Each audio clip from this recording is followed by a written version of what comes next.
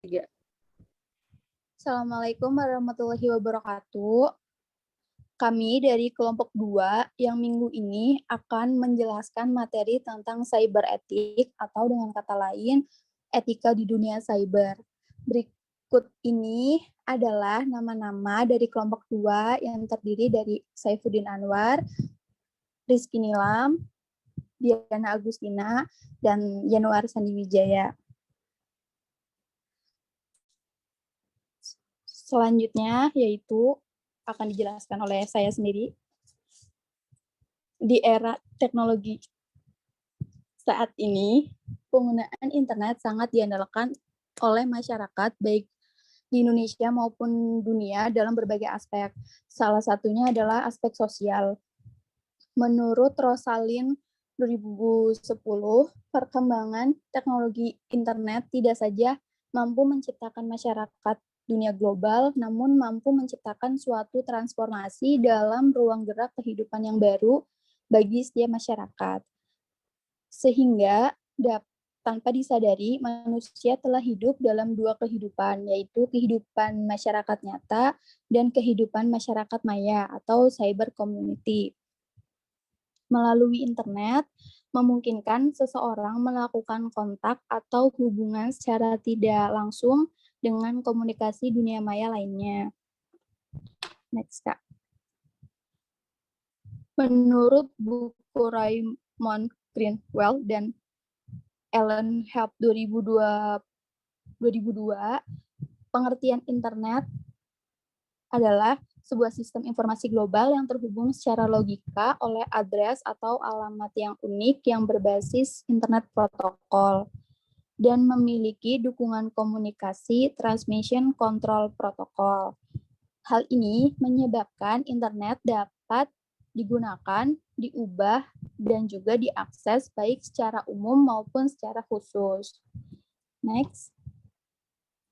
Berdasarkan hasil survei penggunaan internet di Indonesia periode 2019 sampai dengan kuartal 2 2020 yang dirilis oleh Asosiasi Penyelenggara Jasa Internet Indonesia, jumlah pengguna internet di Indonesia hingga kuartal 2 per 2020 mencapai 196,7 atau 73,7% dari populasi.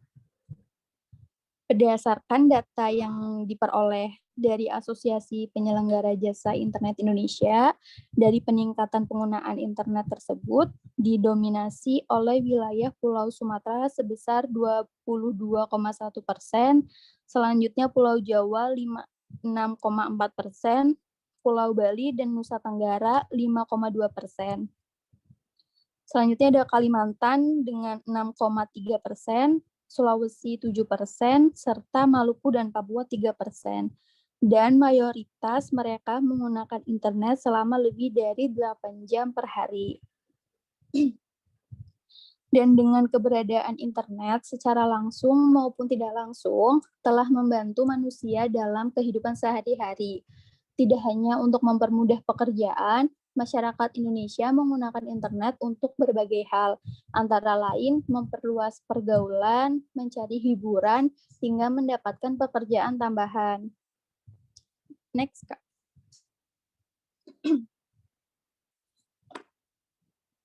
Internet memiliki dampak yang sangat besar bagi penggunanya, baik dari sisi positif maupun negatif, dan agar bisa menggunakan internet dengan bijak, tentu pengguna harus mengenali dua dampak internet dari segi positif maupun dari segi negatif. Dari segi positif, internet bisa untuk menambah wawasan dan pengetahuan untuk mencari hal-hal yang baru, dan juga bisa menjadi alat media komunikasi antar satu sama lain, serta dapat juga untuk mencari lowongan pekerjaan, dan dapat mempermudah untuk melakukan transaksi dalam berbisnis. Sedangkan dari segi negatif, penggunaan internet dapat berdampak pada kecanduan pornografi, tersebarnya informasi palsu atau hoaks, dapat menampilkan kekejaman, dan dapat menimbulkan penipuan. Dunia cyber. Dunia cyber merupakan sebuah dunia yang diciptakan oleh teknologi di mana dunia tersebut terpisah dengan dunia nyata dan hanya dapat diakses melalui sambungan internet pada komputer. Dunia cyber ini mempunyai karakteristik yang berbeda dengan dunia nyata atau dunia real. Dunia cyber merupakan integrasi dari berbagai peralatan teknologi komunikasi dan jaringan komputer yang dapat menghubungkan peralatan komunikasi seperti komputer, telepon genggam, instrumentasi elektronik, dan lainnya yang tersebar di seluruh penjuru dunia secara interaktif. Next. Karakteristik dunia cyber menurut Dyson 1994, karakteristik dunia cyber sebagai berikut. Yang pertama, beroperasi secara virtual. Terus yang kedua, dunia cyber atau dunia maya selalu berubah dengan cepat. Yang ketiga, dunia cyber tidak mengenal batas teritorial. Terus yang keempat, orang yang hidup dalam dunia cyber dapat melakukan aktivitasnya tanpa harus menunjukkan identitas aslinya atau anonim. Terus yang terakhir, informasi di dalamnya bersifat publik. Karakteristik dunia cyber yang khas ini memberi peluang terhadap munculnya perilaku atau tindakan di mana para dunia nyata sulit terwujud. Dunia cyber menyediakan ruang fantasi yang luas untuk ekspresi individu. Dalam ruang imajinasi tersebut, identitas menjadi abstrak dan bisa berganda. Fasilitas yang ditawarkan dunia cyber ini tentu saja memberi peluang bagi siapa saja yang oportunis dan ingin mendapatkan keuntungan pribadi. Meski dicapai dengan mengorbankan prinsip-prinsip etis. Selain itu, kemajemukan penggunaan internet yang berasal dari seluruh dunia juga berpotensi menimbulkan permasalahan dalam nilai dan moral. Kondisi ini tidak berbeda dengan apa yang terjadi di dunia nyata. Oleh karena itu, praktik pelanggaran etika dan hukum pada teknologi cyber merupakan adopsi dari apa yang terjadi di dunia nyata dalam dunia cyber. Permasalahan yang timbul akibat rendahnya etika penggunaan dalam dunia cyber. Yang pertama, ada pencemaran nama baik menurut Undang-Undang ITE nomor 11 2008 pasal 27 ayat 3, perbuatan dengan sengaja dan tanpa hak mendistribusikan atau mentransmisikan atau membuat dapat diaksesnya informasi elektronik atau dokumen elektronik yang memiliki muatan penghinaan atau pencemaran nama baik. Terus yang kedua ada ujaran kebencian menurut Undang-Undang ITE nomor 11 2008 pasal 28 ayat 2, perbuatan dengan sengaja dan tanpa hak penyebaran informasi yang ditunjukkan untuk menimbulkan rasa kebencian atau permusuhan individu atau kelompok masyarakat tertentu berdasarkan atas suku, agama, ras, dan antar golongan.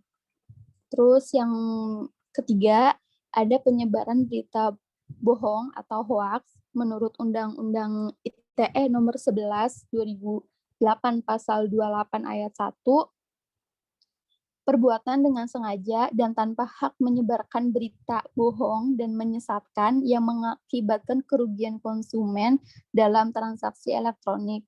Terus yang terakhir ada penipuan jual beli online KUHP pasal 378 yang berbunyi perbuatan dengan maksud untuk menguntungkan diri sendiri atau orang lain secara lawan hukum dengan memakai nama palsu atau martabat palsu, dengan tipu muslihat ataupun rangkaian kebohongan, penggerakan orang lain untuk menyelenggarakan barang sesuatu kepadanya, atau upaya memberi hutang maupun menghapuskan utang piutang diancam karena penipuan.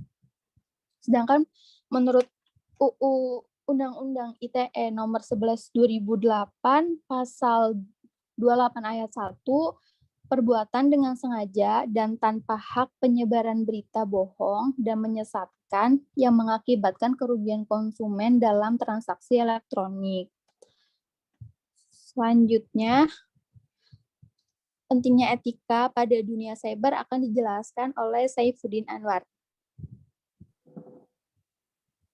Baik, terima kasih Nilam. Selanjutnya saya akan menjelaskan pentingnya etika pada dunia cyber. Yang pertama itu bahwa pengguna internet berasal dari berbagai negara yang mungkin memiliki budaya, bahasa, dan adat istiadat yang berbeda-beda. Lalu yang kedua itu, pengguna internet merupakan orang-orang yang hidup dalam dunia anonim, yang tidak mengharuskan pernyataan identitas asli dalam berinteraksi.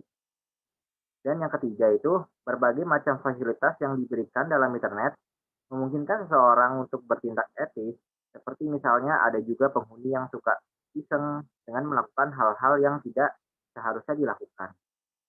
Dan yang keempat, harus diperhatikan bahwa pengguna internet akan selalu bertambah setiap saat dan memungkinkan masuknya penghuni baru di dunia maya tersebut.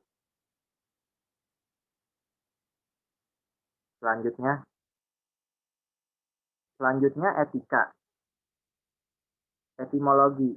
Istilah etika secara etimologi berasal dari bahasa Yunani kuno.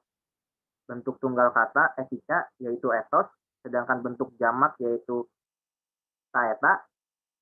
Ethos mempunyai banyak arti yaitu tempat tinggal yang biasa, padang rumput, kandang, kebiasaan atau adat, akhlak, watak, perasaan, sikap, dan cara berpikir. Sedangkan arti taeta yaitu adat kebiasaan. Yang kedua itu Kamus Besar Bahasa Indonesia atau KBBI. Menurut KBBI, etika yaitu ilmu tentang baik dan buruknya perilaku, hak dan kewajiban moral, kumpulan asa atau nilai-nilai yang berkaitan dengan akhlak. Nilai mengenai benar atau salahnya perbuatan atau perilaku yang dianut oleh masyarakat. Dan yang ketiga ini, menurut James J. Phelan SC, etika ialah mempertimbangkan atau memperhatikan tingkah laku manusia dalam mengambil suatu keputusan yang berkaitan dengan moral. Etika lebih mengarah pada penggunaan akal budi manusia dengan objektivitas untuk menentukan benar atau salahnya serta tingkah laku seorang kepada orang lain. Selanjutnya ini ada beberapa manfaat dan fungsi etika. Manfaat etika itu yang pertama itu memberikan rasa tanggung jawab. Yang kedua, dapat dijadikan pedoman. Yang ketiga, meningkatkan kredibilitas perusahaan ataupun organisasi. Yang keempat, menciptakan ketertiban dan keteraturan dalam sebuah organisasi atau perusahaan. Yang kelima, dapat digunakan sebagai kontrol sosial. Yang keenam, dapat digunakan sebagai rujukan dalam penyesalan sebagai masalah, baik itu masalah internal maupun eksternal. Fungsi etika. Yang pertama, menunjukkan adanya suatu keterampilan intelektual berupa kemampuan berargumentasi serta kritis dan rasional. Yang kedua, digunakan untuk mengambil suatu keputusan dan juga sikap yang wajar dalam keadaan pluralitas yang tinggi. Yang terakhir, digunakan untuk menyelesaikan masalah moralitas maupun masalah sosial lainnya dengan suatu bentuk pemikiran yang kritis dan sistematis. Selanjutnya, etika cyber. Ya, ini pengertian etika cyber. Etika cyber atau bisa disebut juga cyber ethics merupakan adopsi dari konsep etika tradisional yang diterapkan pada konteks penggunaan dan pengembangan teknologi komputer dan jaringan. Menurut Richard Spinello, pada tahun 2004, etika cyber didefinisikan sebagai penerapan etika yang menjelaskan tentang moral, hukum, dan isu sosial dalam pengembangan dan penggunaan teknologi cyber. Yang mana teknologi cyber itu Ia didefinisikan pula sebagai sebuah spektrum besar yang membentang dari perangkat komputer hingga sekelompok jaringan komputasi, informasi, dan komunikasi. Dengan demikian, etika cyber atau etika internet tidak sekedar membahas tentang tata cara penggunaan internet yang baik, aman, dan santun. Etika internet mengkaji permasalahan moral, hukum, dan isu-isu sosial yang berhubungan dengan penggunaan komputer dan jaringan internet sebagai penunjang interaksi antar manusia. Selanjutnya, nah ini ada beberapa etika dalam penggunaan komputer dan dunia cyber. 10 Command of Computer Ethics. 10 Command of Computer Ethics diciptakan pada tahun 1992 oleh Computer Ethics Institute yang berbasis di Washington DC. Perintah-perintah tersebut diperkenalkan oleh Roman C. Barthes sebagai sarana untuk menciptakan seperangkat standar untuk membimbing dan menginstruksikan orang dalam penggunaan komputer secara etis. Yang kedua, netiquette. Netiquette merupakan etiket di jaringan dunia cyber. Etika tersebut dibawa pada saat menggunakan internet, dari email yang bersifat personal hingga forum digital seperti forum, board, social network, chat, dan sebagainya. Ada contoh netiquette. Satu, etika dalam berkomunikasi melalui email, ya seperti kita mengirim email misalnya mau melamar kerja, itu ada tata caranya, ada apa aja yang harus dari salam, yang terhormat, seperti itu. Lalu yang kedua, etika dalam berinteraksi sosial. Berinteraksi sosial seperti kayak kita mau menghubungi dosen, jadi kita mesti salam dulu, selamat pagi, maaf mengganggu, seperti itu. Selanjutnya, netiquette pada Internet Engineering Task Force atau IATF. IATF merupakan sebuah komunitas pengguna internasional yang terdiri dari perancang jaringan, peneliti, penjual, serta operator jaringan yang berkaitan dengan pengoperasian internet, serta perubahan arsitektur internet. Isi dari netiquette tersebut yang dimaksud antara lain adalah yang pertama, netiquette yang diaplikasikan pada one-to-one communication, komunikasi satu orang satu, seperti proses pengiriman pesan dari satu pengguna ke pengguna lainnya. Yang kedua, pengiriman pesan seadanya. Yang ketiga, gunakan email sendiri dan melakukan secara pribadi. Yang keempat, gunakan huruf kapital sewajarnya sesuai dengan ketentuan berbahasa yang baik dan benar. Yang kelima, saat menulis sesuatu, perbiasakan untuk tidak mengambil copy paste atau tulisan orang lain. Yang terakhir ini, berikan respon yang baik serta masuk akal ketika ingin membalas suatu pesan atau apa, dan sebagainya. Selanjutnya, yang ini ada etika umum dalam berinteraksi dalam sosial media, dalam dunia cyber. Yang pertama itu, biasakanlah kita untuk menghindari postingan komentar yang menghasut atau menyinggung orang lain secara online. Yang kedua itu, selalu hormati privasi orang lain, serta tidak membagikan informasi pribadi, foto, atau video yang mungkin tidak ingin dipublikasi secara online kepada orang lain. Yang ketiga itu, jangan pernah mengirim spam atau pesan secara terus-menerus dalam jumlah yang besar. Yang keempat, tunjukkan sportivitas yang baik saat bermain game online, baik menang maupun kalah. Seperti jangan toksik aja gitu. Terus yang kelima, jangan mengolok-olok orang di forum web atau komentar situs web dengan terus-menerus hingga membuat pihak lain merasa terganggu. Selanjutnya, tetaplah pada topik saat memposting di forum online atau saat mengomentari foto atau video seperti komentar YouTube atau Facebook. Lalu, jangan mengumpat atau menggunakan bahasa yang menyinggung.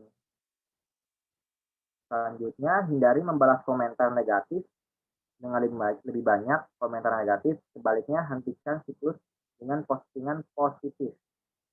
Selanjutnya, jika seseorang mengajukan pertanyaan dan Anda tahu jawabannya, tawarkanlah bantuan. Yang terakhir, Berterima kasihlah kepada orang lain yang membantu Anda secara online. Oke, selanjutnya akan dijelaskan oleh Kak Diana. Saya persilakan.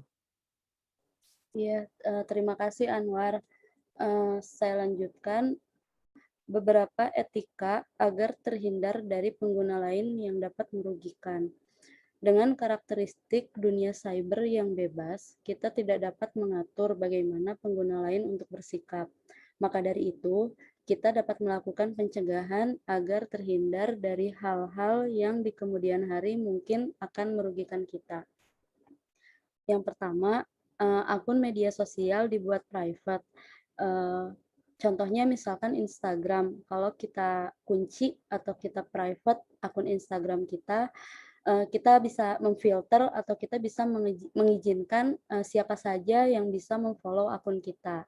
Hal ini untuk menghindari pengguna-pengguna yang tidak kita kenal untuk dapat memfollow atau bisa melihat foto-foto pribadi kita. Lalu yang kedua, hindari mengikuti akun-akun dengan pemberitaan menyimpang.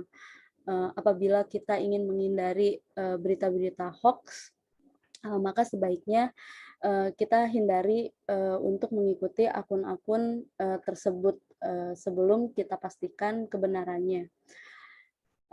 Lalu yang ketiga, melakukan blok akun media sosial. Apabila ada beberapa teman atau pengguna lain yang memfollow kita atau misalkan berteman di Facebook misalnya, lalu kemudian dia mulai menimbulkan perasaan tidak nyaman untuk kita, bahkan mungkin dia mengumpat atau mengucapkan kata-kata yang tidak pantas yang ditujukan kepada kita, sebaiknya kita tidak segan untuk melakukan blok akun tersebut.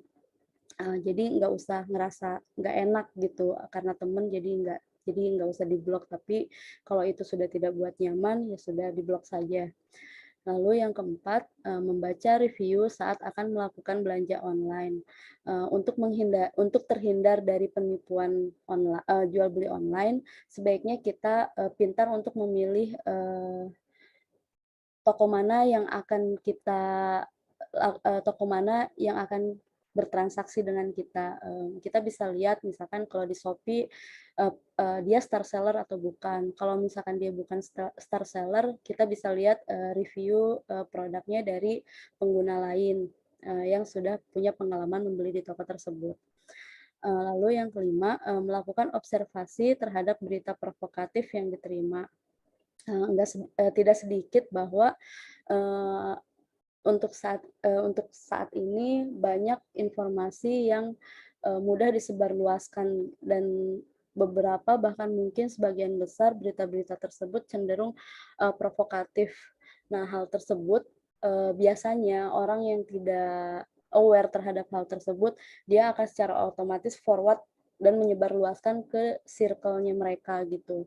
Nah, untuk menghindari hal tersebut sebaiknya kita cek terlebih dahulu apakah berita tersebut bersumber dikeluarkan dari sumber yang kredibel atau tidak, sebelum kita memutuskan untuk menyebarkan berita tersebut. Lalu etika cyber dan sistem aplikasi. Saat ini mungkin mungkin sudah banyak ya, tapi yang kita ambil contoh, aplikasi-aplikasi sekarang mereka bisa melakukan, mereka aware gitu terhadap etika cyber ini. Misalkan seperti Shopee. Kalau bisa dilihat, dia ada tulisan buyer's review has been hidden due to inappropriate content. Jadi sistem Shopee secara otomatis menampilkan notifikasi seperti itu karena dalam kebijakan privasi dan peraturan Shopee itu tercantum peraturan seperti jika Anda memberikan penilaian produk atau respon yang kurang pantas, hal ini dapat mencakup penilaian yang vulgar, yaitu penggunaan kata kasar atau tidak sopan, atau menyinggung sara atau ulasan mengandung unsur suku, agama, atau ras, itu akan otomatis diblok. Lalu yang kedua, misalkan di Instagram itu sudah ada fitur yang menghadirkan kemampuan untuk memblokir kata-kata tertentu yang dianggap kasar atau mengganggu dalam kolom komentar atau direct message.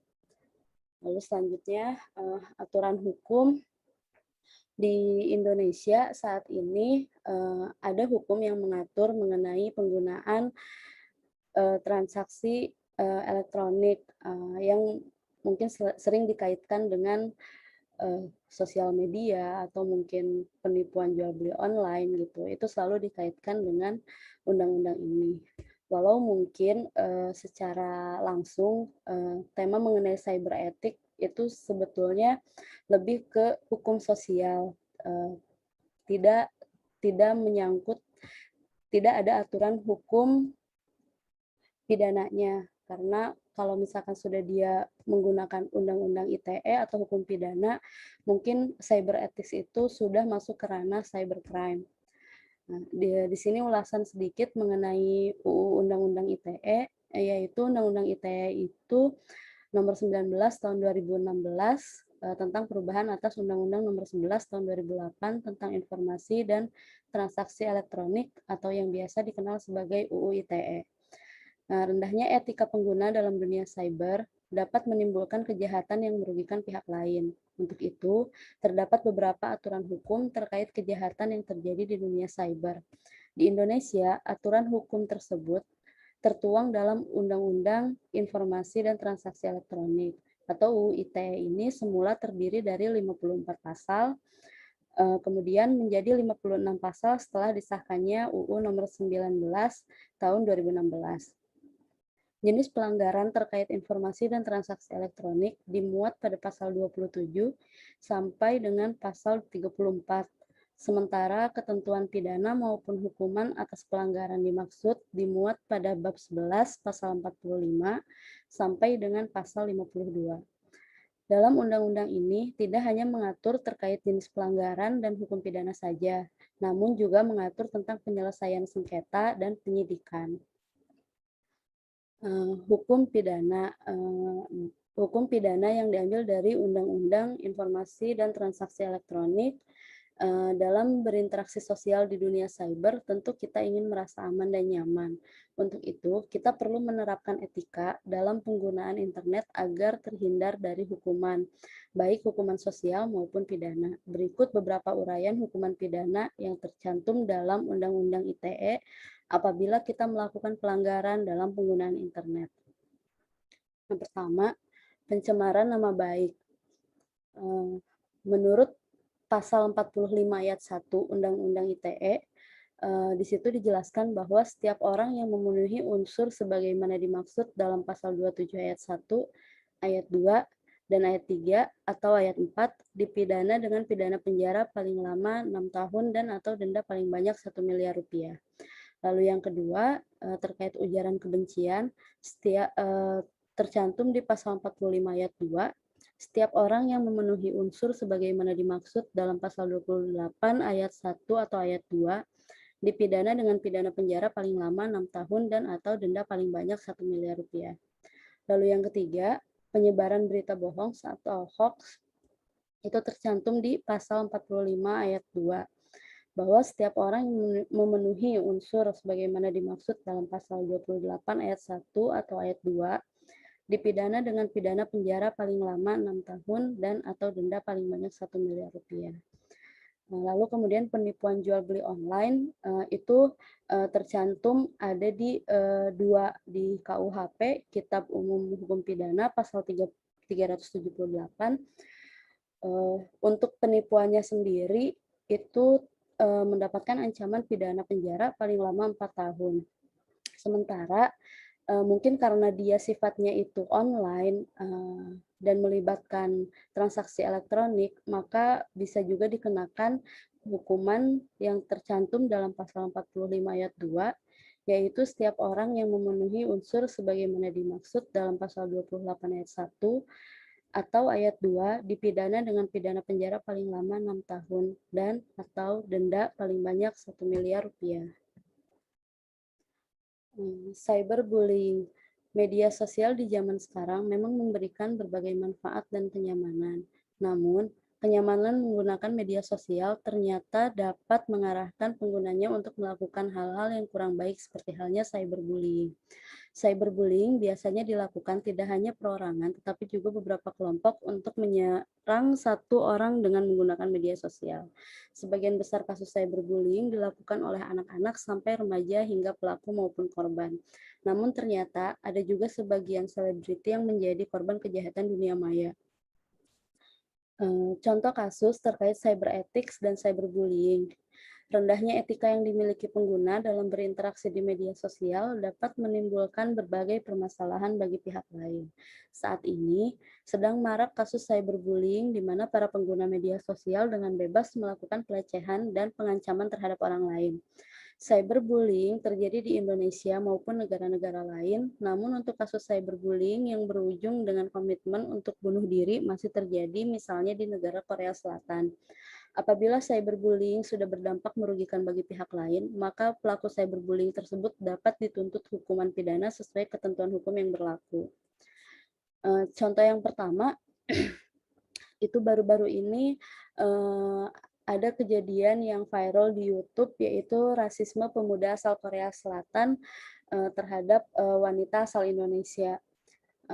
Dalam video berjudul Ketemu Bocah Korea di Ome TV server Korea yang diunggah di kanal YouTube Indah Asmigianti, awalnya ia tengah bermain aplikasi Ome TV. Dalam video tersebut, sang pria menyebut jika ia tidak suka dengan wanita Asia.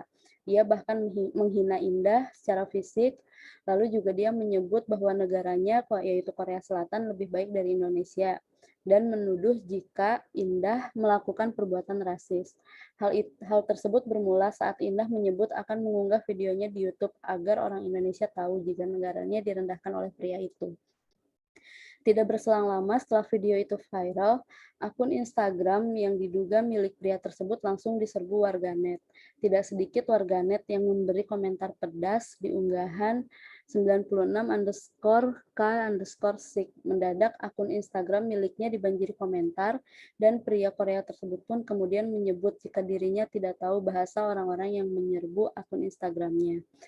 Mengetahui ada yang tidak beres dengan akun Instagram miliknya, pria tersebut kemudian menghapus foto-fotonya di Instagram. Tidak hanya itu, akun yang diduga milik pacar pria tersebut langsung dikunci setelah diketahui warganet Indonesia. Merasa gerah dan menyesal, pria tersebut akhirnya ungkap permohonan maaf. Ia memohon agar netizen Indonesia berhenti menyerangnya. Tak sekali, beberapa jam kemudian, ia kemudian memohon maaf, katanya pemberitaan terkait tindakannya telah tercium di negaranya, dan hal tersebut membuatnya merasa tak nyaman. Ini salah satu contoh kasus cyber ethics di mana pemuda tersebut dia melakukan penghinaan di dunia cyber gitu melalui media sosial, dan akhirnya dia terkena hukuman sosial dari warganet Indonesia, walaupun mungkin warganet Indonesia pun etikanya kurang baik ya dalam menanggapi hal ini gitu, karena mungkin tidak sedikit dari mereka pun melontarkan kata-kata yang pedas juga gitu di akun pemuda asal Korea Selatan ini. Lalu kemudian akan dilanjutkan oleh Yanwar. Yanwar, saya persilahkan. Baik, terima kasih Kak Diana. Oke, saya lanjut. Salah satu kasus cyberbullying yang terjadi di Korea Selatan adalah kasus kematian Suli. Salah satu mantan idol grup FX yang ditemukan meninggal dunia di kediamannya pada tanggal 14 Juni 2019 silam. Polisi menerima kabar tersebut dari manajer Suli yang datang langsung ke kediamannya karena sulit dihubungi.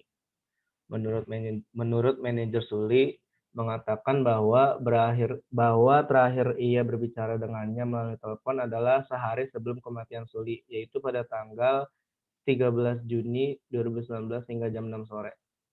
Setelahnya tidak ada kabar lagi dari Suli, sampai akhirnya ditemukan tidak bernyawa di kediamannya.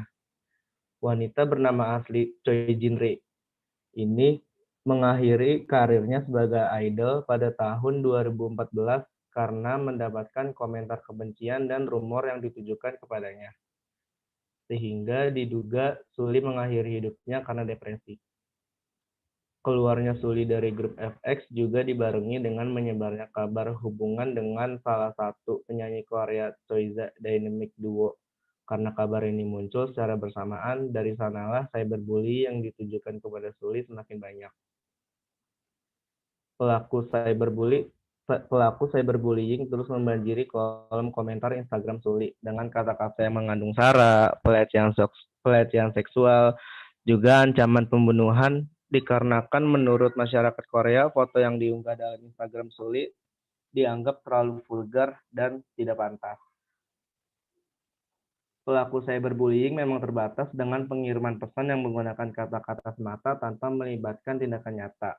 Hal itu justru berdampak secara emosional dan psikologi bagi korban. Jika perilaku tersebut terus berlanjut, korban bisa mengalami stres, depresi, gangguan kecemasan, bahkan sampai sulit tidur.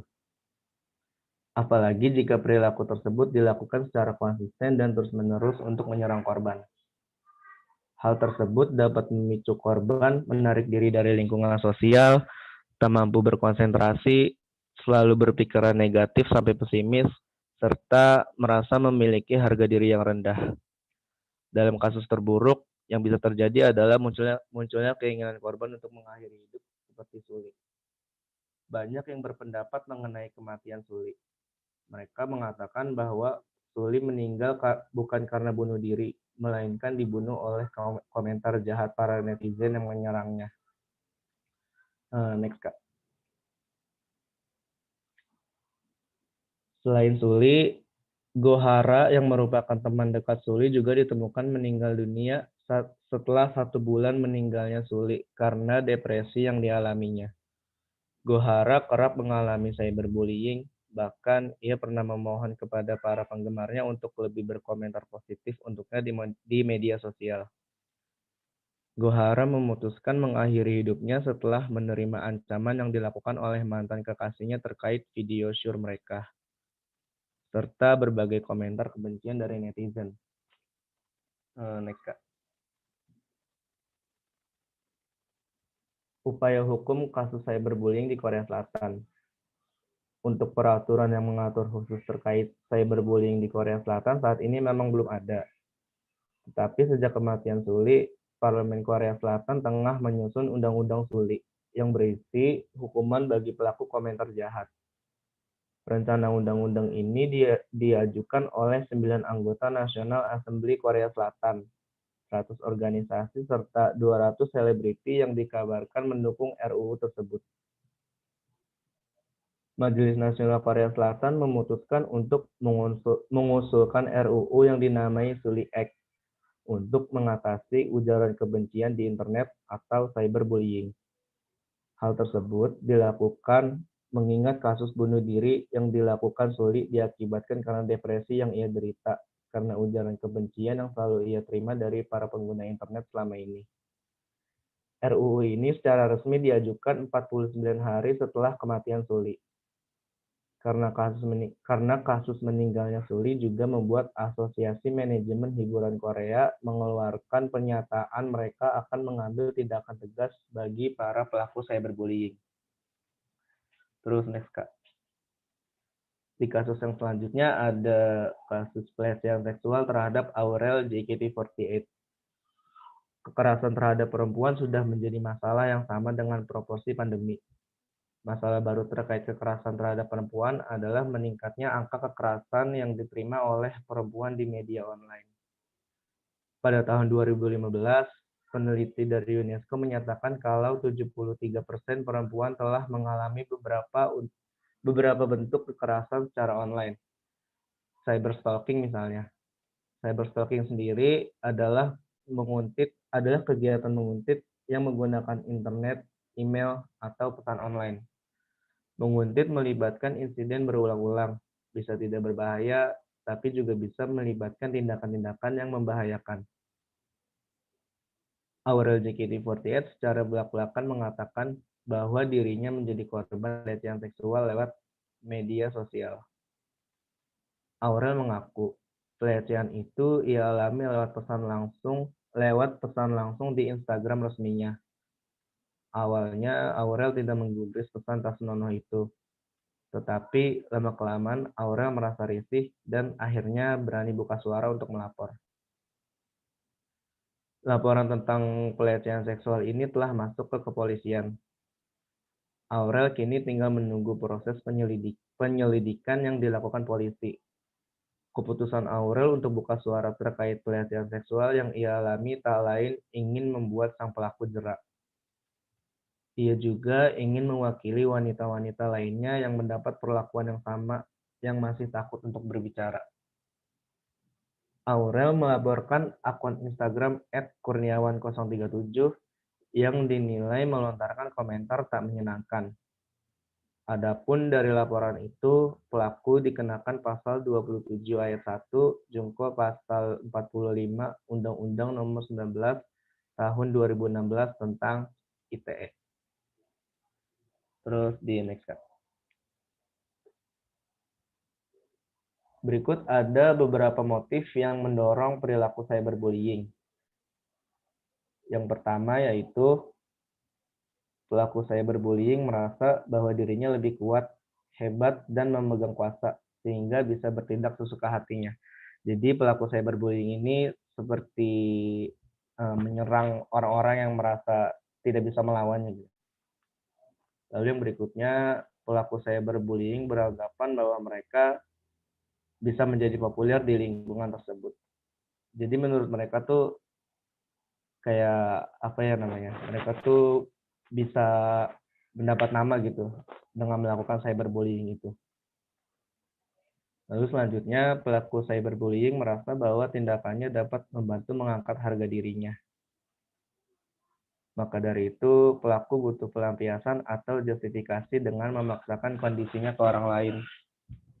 Yang padahal hal ini tuh benar-benar berlawanan dari yang disebutkan ini. Lalu selanjutnya, pelaku cyberbullying merasa bahwa apa yang dilakukannya hanya merupakan keisengan belaka. Karena kan kadang emang kayak awalnya dari iseng-iseng gitu kan, terus jadi rame, terus malah mengundang orang-orang yang lain untuk turut melakukan cyberbullying. Lalu yang selanjutnya, pelaku cyberbullying memiliki karakter yang sulit berempati dengan orang lain. Bahkan cenderung tidak peduli dengan apapun yang ada di sekitarnya. Yang terakhir, pelaku cyberbullying merasa bahwa hal yang dilakukannya adalah wajar, karena setiap orang bebas mengeluarkan pendapat. Meskipun begitu, harusnya kan dipikir-pikir dulu gitu kan. Ini kata-kata menyakiti orang lain atau tidak. Lalu yang selanjutnya, next. Di sini saya akan menjelaskan tentang tips untuk mencegah pelanggaran cyber ethics. Yang pertama, berhati-hati menggunakan huruf kapital karena penggunaan huruf tersebut dapat diartikan berteriak. Karena ini penggunaan dunia maya kan kita nggak tahu gitu nada sebenarnya dia tuh kayak gimana. Jadi harus lebih berhati-hati aja gitu. Yang kedua, menjaga privasi orang lain dari hal yang dikirimkan secara pribadi pada kita. Yang ketiga ada jangan menyinggung orang lain. Nah ini yang biasa terjadi sih. Terus yang keempat ada menghindarlah dari perselisihan dengan pengguna lain. Jika terjadi, sebaiknya diselesaikan secara pribadi dan jangan dibahas secara langsung di forum-forum umum. Ini poin yang ini tuh kayak yang sebelumnya kasus sulit sih. Awalnya tuh kayak Kenneth itu nggak menghindari perselisihan gitu dan ujung-ujungnya malah fans K-pop itu kan kayak warnya kuat gitu kan. Jadi mereka lebih menunjukkan kekuatan untuk membuli Suli gitu. Dan yang terakhir ada dilarang mengirim sesuatu yang berkaitan dengan seksual dan rasial karena seperti yang sudah dijelaskan di atas bahwa pengguna internet berasal dari berbagai macam latar belakang kehidupan yang berbeda. Next Kak. Ya sekian presentasi dari grup kami. Apabila kurang lebihnya mohon maaf. Terima kasih sudah memperhatikan. Wassalamualaikum warahmatullahi wabarakatuh.